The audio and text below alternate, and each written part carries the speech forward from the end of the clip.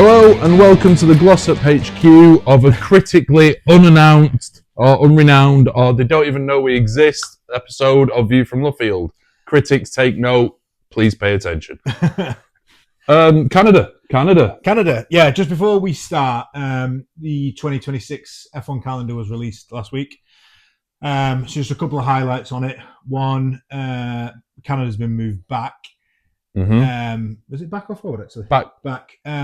Now, I think it's forward. It's forward now, yeah. There you go, good start. Yeah, we actually thought that this might have been to do with the World Cup that takes place next year, but apparently Formula One have actually said that this is more for logistical reasons. So it is more in line with when they're already in that part of the country, specifically Miami. When has that ever bothered them before? Quite. I read the statement and it said we're trying to consider our environmental impact for the logistical movements, and it's. You've had, how long has Miami been there? 23, 22 was the first one? It's far too long. Well, yeah. But, So anyway, Canada's been moved. And so too is Monaco, which it's not been moved far away enough from the calendar. As it's still on it. Yeah, the only thing about that is apparently it clashes with Indy 500, which I know you're not the biggest fan of cars turning left. But there is... I actually watched a little bit of it yesterday. It's really good, I think. That's because you couldn't find the remote. I quite like IndyCar. It's where F1 drivers go to get paid after a career in F1. But I just think, it's the holy grail, isn't it?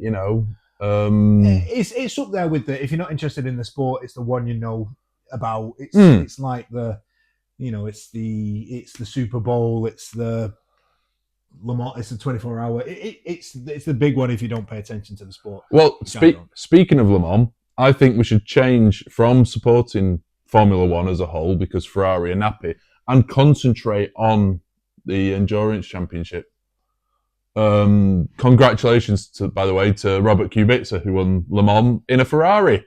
Oh, okay. So yes, there you go. So sprint races were important, and now Le Mans is way more important than any silly Formula One stuff. After what happened on Sunday, I'm actually tempted to go away from Hey, McLaren are joining. Have you seen? Yes, I saw it. I did see the car they released. Anyway, let's move on to F1. The other thing to just bring up quickly about the 26th calendar Imola. There's no Imola, which we kind of knew was coming. There is Barcelona. It's on its last year of its contract. As too is Zandvoort. That'll be the last one next year. But there is a potential, we had this conversation, there's a possibility that Imola might make a return. Madrid is penciled in for to follow after the Spanish Grand Prix, which you'd have thought if they're doing the logistical things whilst they're in Spain, do both of them. Well, it's due at the moment to follow Monza, and it will be the week after. Now, obviously, there is an asterisk next to it. If anyone's noticed the official release from F1, that is down to the planning permission and stuff that is so far causing a little bit of a hindrance to the legal Madrid Grand Prix. Legal questions and everything, isn't there? Yeah. People have... So come on, Imola! Yeah, so my guess is, especially with it being straight after Italy, I mean, Italy to Spain is not a difficult travel to do logistically either, but my guess is that Imola is on standby. So we've all keeping. I mean, we're dismissing the Madrid circuit, but we've not even seen it. We don't know what it is. Yeah, but have you seen? We know what it's. Have you seen the video of they throw it on an F1 simulator game kind of set up and show you the track? They couldn't keep it on the track in a straight line on a simulator. Oh really? Oh, it is all over the place. They're understeering, they're oversteering, they're hitting curbs. And it's just another appalling street track. Which we love on the View from Luffield podcast. So anyway, as it stands, Madrid is in, but there's a possibility, and I personally am keeping my fingers crossed, that Imola makes a return. We will discuss the 26th calendar a little bit more in more detail, because next week we will do an episode, as there is no Grand Prix, next week we'll do an episode discussing the 2026 regs. So what we'll do is we'll include a little bit of the calendar in there, and we'll open up a 2026 discussion. As for now, though, of course, we are discussing 2025 and specifically Canada 2025. And in other news, I have notes. Look, everyone who's been watching this knows that I just read ants. No, I have my own this week. I'm not going to talk. I'm just going to let Phil do it because he's got his own notes. It's going to be about 5 minutes because a lot of it is taken up by qualifying results and the championship standards. Yeah. Other news. Should we do a bit of other news before we cross on? Yeah. Luca de Meow has left Alpine. It would help if you knew his name. Yeah, I wrote it down and I can't read. Luca de Meow, the cat. Yes, Luca de Meow. I mean, Alpine's just a mess. Yeah. It's a mess. And they're falling behind in the championship as well. Yeah. And I'm not going to give anything away from the race, so let's move on. Practice, I had a few comments before we jump onto quali.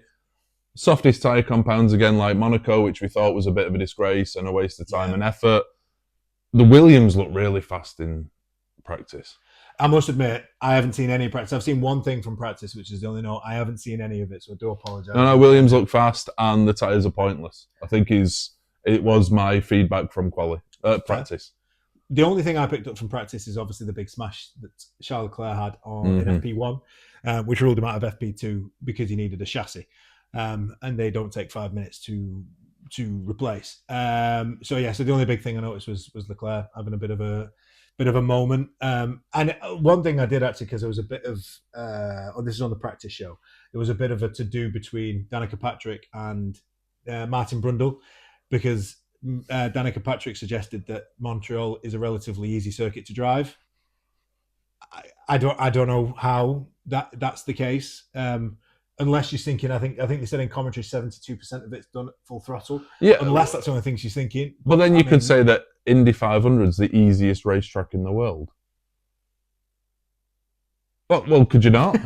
if we're going off that logic, there's a wall called the Wall of Champions because nearly every F1 champion has bounced off it. Has hit it. And it's not.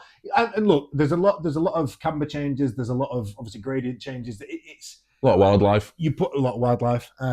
You put a lot of pressure into the fronts because there's a lot of times where you go into a corner and you have to hit the braking zone absolutely perfectly. We saw a couple we'll touch on it when we go on qualifying, but we saw with Lando as well, he was being coached by Will Joseph. So it's not an easy circuit to drive at all. So I don't know where she's got that from. Martin, we are on your side on this one. It's not an easy circuit to drive, and we don't actually know. We've never driven it, but it doesn't look an easy circuit to drive. It's not easy on the game. Oh no! And that's all we can go with. Anything else you wanted to run off other news before we go? Oh, and Lance Stroll was back, which was nice to see him back at his home Grand Prix. Obviously, but he looked really dejected in the press conference. It was weird actually because there was times over the weekend where I thought, "Oh yes, go on, Lance! Like you know what you're doing around this track," and then he didn't. But anyway, so we digress. Quali. Yes, are we ready to move on to quali? Go. My notes are in no order, so I'm going to have to kind of follow your lead a little bit. Yeah, well, we had one thing I did notice in quali, and this was standard over all three sessions, was that the mediums and the softs looked pretty similar. I thought the medium looked a bit quicker. Possibly, but it was negligible. The difference between the two, it certainly didn't stand out. And I suppose that then points to the fact that the medium for this year was the C5, which was obviously the soft from last year. So effectively, the medium that they're running is a soft, and then the soft is just a little bit softer of a soft. Insert Mr. Soft. What was he called from the Soft Mints? Oh, I've got Soft Mints adverts. Mr. Soft. Insert him just bobbing along. Everyone just knows our age now. There we go, youngsters. Anyway, but yeah, there wasn't really much of a difference, which was interesting throughout the whole session because you saw Alonso dancing between the two. He never looked sure which one he wanted to take. Practice one, the big standout for me. Quali one. Good God, it started already. Old age. Quali one. After I said about Williams look fast in the practice sessions, Sainz was very unfairly blocked by Hadjar, who, by the way, had a bit of an off week. Yeah, he did. You know, it's weird actually because we've been praising him, and I don't know if we've done. I mean, I won't call us commentators. No, but I don't know if we've done the podcaster's curse. That's the same with Gasly then. What? Yeah, fair. In that case, McLaren are doing great this year.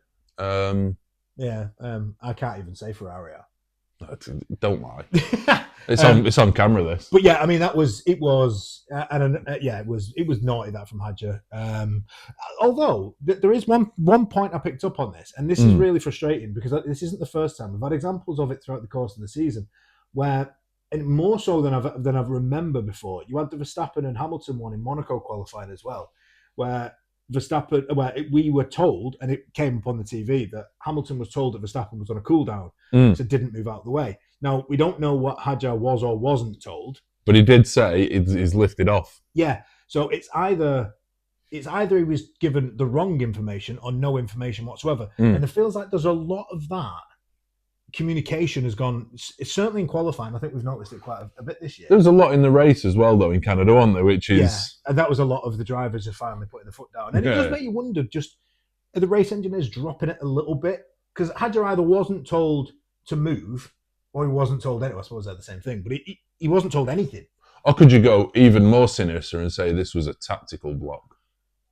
No, because the punishment. Well, because there's one on this, and we were having a discussion with it on Saturday night, that the punishment doesn't fit the crime on this, because Hadjar, yes, he did get a 3-place grid penalty, but Sainz started 17th. Yeah, and it still didn't drop him below Sainz. And we've had this conversation before that the punishments in Formula One don't tend to actually punish the driver as much as maybe they should, but we don't know what the answer is. We've said this a million times. I don't know what the answer. Take the driver out and swap them.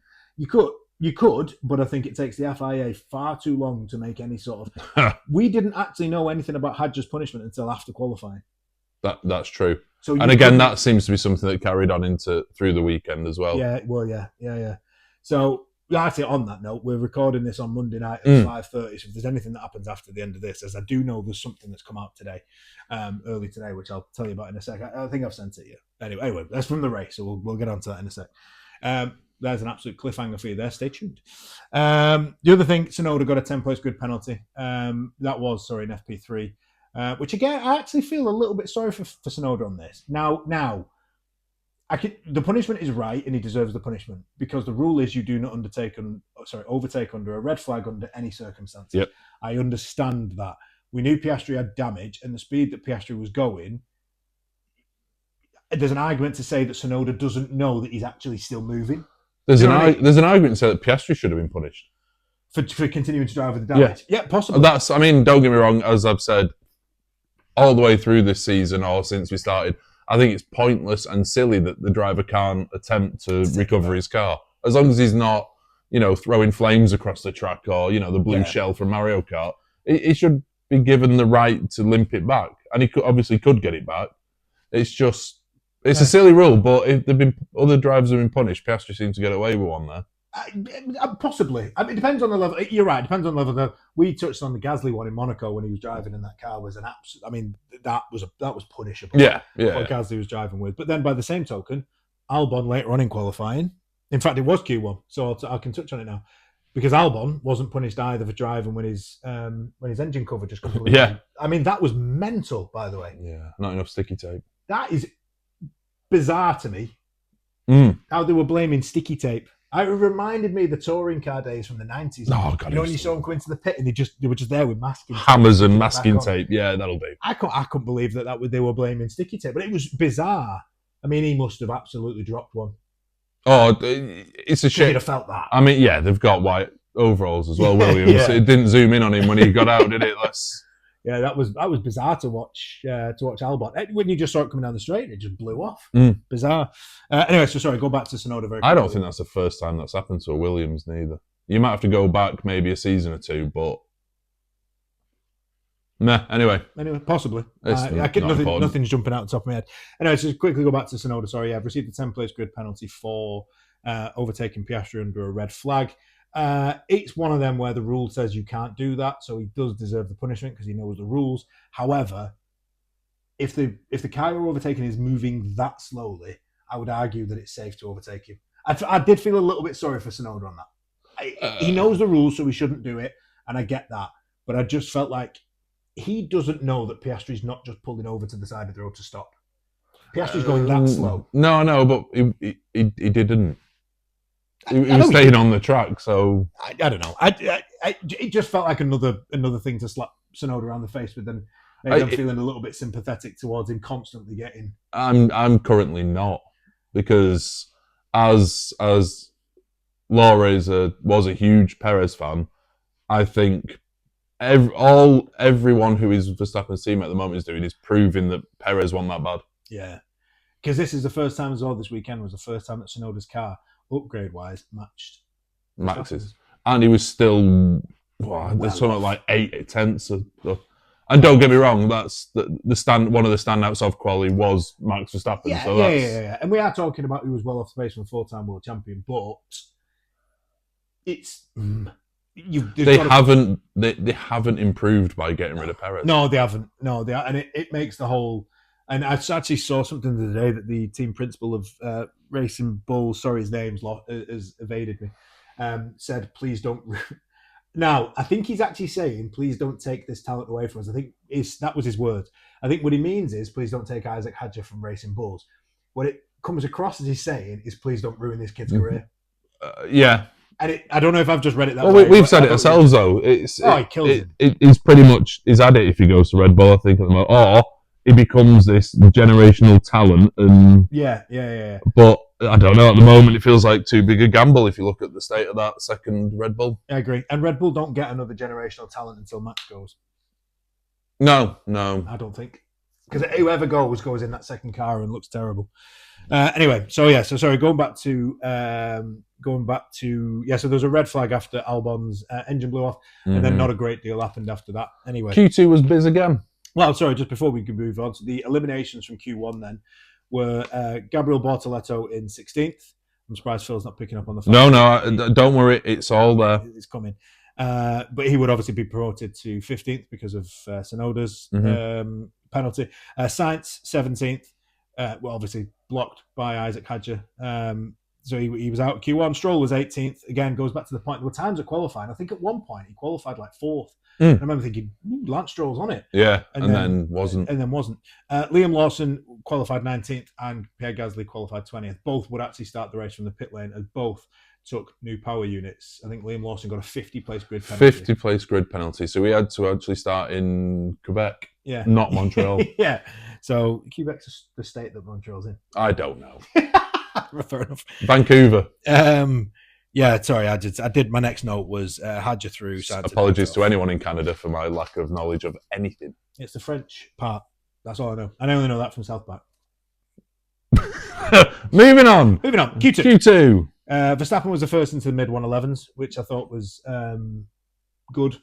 My next comment was actually the Aston upgrades were finally starting to work, but then I put for Alonso because obviously, as we've just said, for Stroll looked quick at some points and then not at all. And that is, spoiler alert, but that would continue on to Sunday as well for Lance Stroll. Unfortunately, his home Grand Prix. But it looked good to see Alonso back in there or thereabouts from back sort of trying to mix it with. We obviously saw from the very start of last season that Alonso absolutely can mix it with people if you give him a car that is remotely competitive. So it's nice to see Alonso in a position where you can see upgrades at least. God, Fernando. Yeah, King Fernando. Ferraris look good in Q2. They actually looked like they were up for a bit of a pole position fight maybe, which was helped by the fact that we haven't actually pointed this out yet. McLaren looked normal this weekend. Very normal. They picked different suspension parts, both of them, and neither of them looked like they were working particularly well. No, it didn't, and we just didn't look like we had the pace into the entirety of the weekend. The only positive I will take from that is, and this, I love Andrea Stella. The only thing I will take from that is he has told everybody all week, if anybody pays any attention to what he says on the McLaren app, I do. He admitted that this was going to be a weekend that was poor. So the simple fact that it was kind of, I like the confidence because he knows what he's talking about. So when he does sit there and say we should be strong this weekend, he is. He just should have known that was going to be. To be fair, when the temperature was hotter in the race, I thought, ooh, okay. Does it worry you though? Looking forward to where we're going in 2 races' time. Very, very similar kind of set layouts, Silverstone and Montreal, in quite a few ways. Yeah. Very fast left and rights, slow corners thrown in every now and again. Cold conditions, flat out, lots of flat out segments. Yeah, it does. And the amount of Mercedes power units that keep giving up the ghost as well. Well, it's only ever. Well, I suppose Russell did in Monaco, didn't he? It seems to be anyone but McLaren at the moment, but that can't last all season. It's coming. It does worry me a little bit, but I also need to look on the flip side of that. Is how many races follow that same mantra? Spa. Yeah, my point is you've got Silverstone and Spa. That's probably the last 2. Brazil, possibly, but that's a different. Yeah. It's higher up. It's what a track as well. For me, I think we've said this in the past. because we knew what was coming in 2026, you were never no one was ever gonna put a car that was that perfectly tuned that it just needed a tweak here and a tweak there, and it became better. So every team will always just have to accept that this is a race that we're not going to do well at, and just take the hit. If you have to pick one sort of race circuit that you're going to do well at, judging by the way the calendar works, I would prefer it to be on hotter circuits with tighter corners and all the rest of it, because that's what's been, let's be honest, that's the majority of. Yeah. So I'm quite happy. It'd be a shame for me personally as a McLaren fan, because we'll be at Silverstone, and it will be a shame to not really necessarily, if yesterday's anything to go by, it will be a shame to watch us be not that competitive, but at the same time, you don't win championships by winning. No, you're in the majority. Yeah, that's you don't win them all unless you've got a Red Bull from a couple of years ago, or the Williams of Mansell and Patrese, which pretty much. And we already know, because Verstappen's won a few, and we already know that whoever wins this World Championship isn't going to win every race. Yeah. So it's going to one of those seasons where it's spread out a little bit, and like you said, the winner of the championship will be the one who wins the most. Yeah. If we've got a good track for the most circuits. The winner of the championship will be the one who wins the most. It's not Here we go. If you score, you're going to win. If you score more than the other team. You know what I mean, though? It's not going to be a case of dominating every circuit like we've seen from Hamilton and Verstappen and Schumacher in the past. It was never going to be that sort of season. Again, goes to show that Q2 wasn't that great, because we've just completely started talking we've about something else completely. So I will go through who finished where in Q2, because it wasn't fantastic. Tsunoda finished 11th on the road, but obviously would start 20th because of his 10-place grid penalty.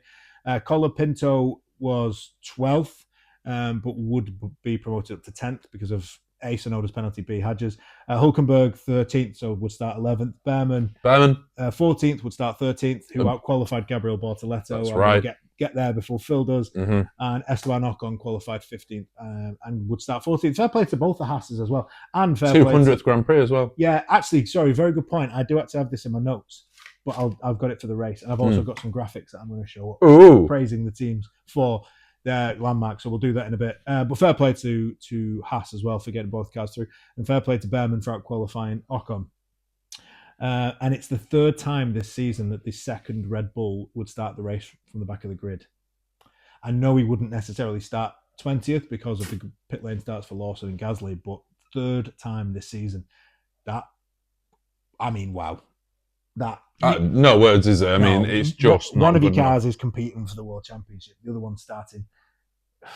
They're doing a one-car fight for the constructors, and it's not going to work. I mean, to be fair as well, to put that into context, this was only round 10.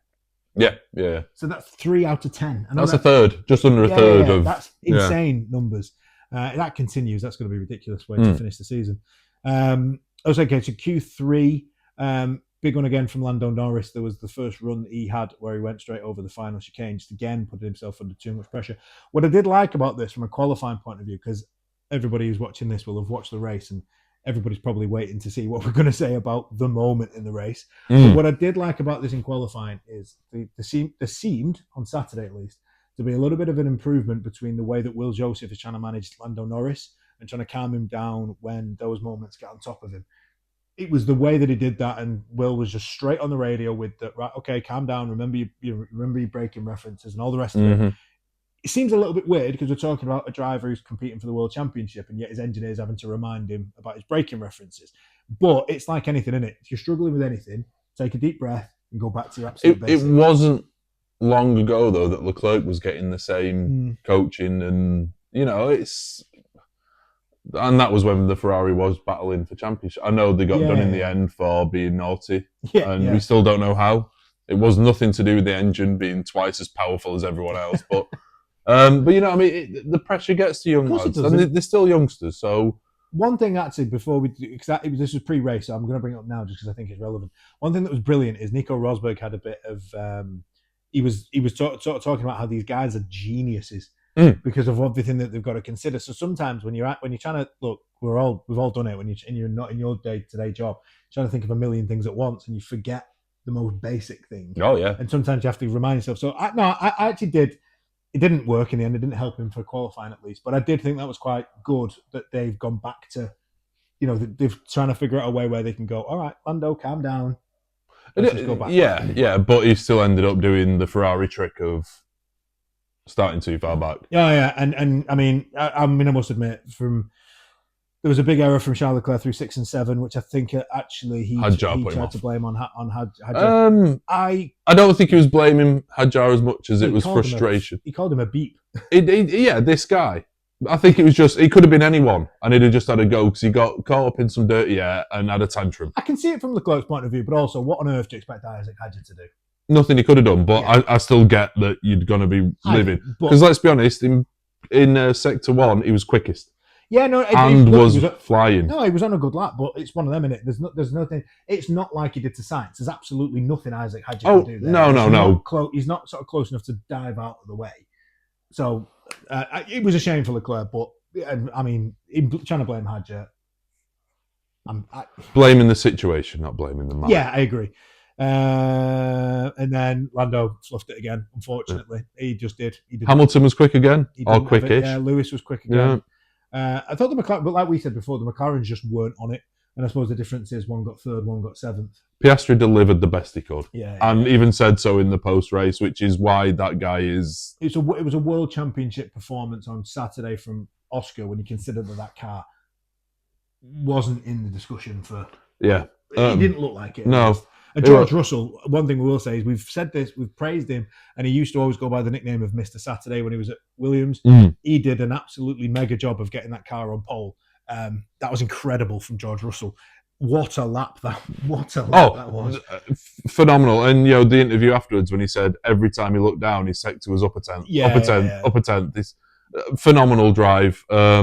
Amazing drive from Verstappen to put it alongside him, both on mediums, just as a... Because Max Verstappen is that good, you forget that second in that Red Bull is a mega job. It's a mega job in that Red Bull. And you just forget, you used to see Verstappen's name first so many times that when you see it second, you just think, I don't want to praise him. He's had an off day. But he was. And Fernando, God. Yeah, Fernando. Love you, Fernando. The top 10 then, as we would start qualifying. Because obviously we've got a lot to discuss about the Sunday. Russell was pole, so congratulations to George Russell. That was a mega lap. Max Verstappen, not Vax Verstappen. Vax Verstappen. He's got inside you again. He's still inside me. He was second. Oscar Piastri got third, like we said. McLaren just wasn't on it on Saturday, so it was a decent enough performance. Kimi Antonelli, another standout. To get fourth, it really was a good Saturday for Mercedes. Lewis Hamilton fifth, so again, fair play. Did look like he had a bit of pace. Alonso sixth, and this is what we say: when you give Fernando Alonso a decent enough car, it'll be up there mixing with it. And to say he outqualified a McLaren and a Ferrari, and to be fair for them, outqualified a Racing Bulls and a Williams as well, or both Racing Bulls. Oh god, yeah, they're up against the likes of Haas at the moment as well. Yeah. So the fact that he's put that much distance between them was the quickest of the midfield bottom. Yeah, quicker than Williams, like you say. That's where you've got to aim at the moment, unfortunately. Yeah. So no, fair play to King Fernando. Lando seventh, like we said, just had another one of his off Saturdays. Gave himself too much to do on the Sunday. Leclerc eighth. Again, a little bit of a blame the situation, not the driver. I can see what he's getting at, but it's not Hadjar's fault. Ninth was Hadjar, who would be demoted, of course, to 12th because of that 3-place grid penalty for what he did to Sainz. And Albon would be 10th, but then obviously would revert up to 9th because of Hadjar's penalty. Okay. Anything else you want to bring up from qualifying? Not particularly. Sound. Qualifying was what it was. It wasn't the most fascinating, but the race... So, yeah, join us again. If you're on YouTube, please go to the race video now. We will bring you everything, including that moment that everybody's been talking about. If you're on Spotify, we will be back in just a brief moment. And stay tuned, because there is a new feature called Phil's Most Pointless Penalty of the Weekend, which I'm going to bring in, and I'll tell you what it is later.